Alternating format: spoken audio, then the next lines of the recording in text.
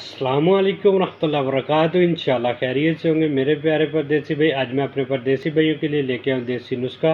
जो हमारी पिछली वीडियो थी मैंने आप लोग को असगन नगोरी के फ़ायदे बताए थे मेरा भाई। जो हमारे पास आज नुस्खा है मेरा भाई, इसके भी बहुत ज़्यादा बेनिफिट है और ये बहुत अच्छी चीज़ है और नेचुरल है मेरा भाई।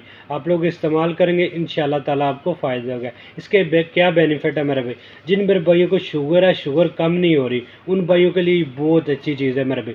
जिन भाइयों को गैस, कब्ज़ या मैदे की तज़ाबियत या बदहज़मी रहती है, उन भाइयों के लिए बहुत अच्छी चीज़ है। या जिन मेरे भाइयों के चेहरे पे दाने हैं या जिस्म पे दाने हैं या जिन मेरे भाइयों को ख़ारिश है, उन भाइयों के लिए बहुत अच्छी चीज़ है मेरा भाई।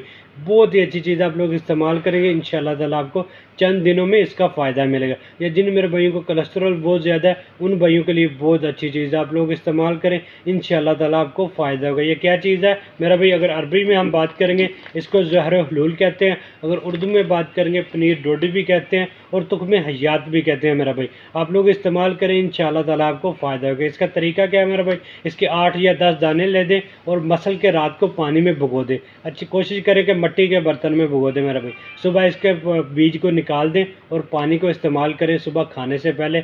चंद हफ्ते इस्तेमाल करके इसका बेनिफिट चेक करें मेरा भाई, बहुत अच्छा इसका बेनिफिट है मेरा भाई। आप इस्तेमाल करेंगे इंशाल्लाह ताला आपको फ़ायदा होगा। अगर आप पानी नहीं पीना चाहते, इसका पाउडर कर लें, 1 चम्मच छोटा सुबह खा लें और 1 चम्मच रात को खा लें, पानी के साथ इस्तेमाल करें। इस तरह भी आप लोग को इसका बेनिफिट मिल जाएंगे मेरा भाई।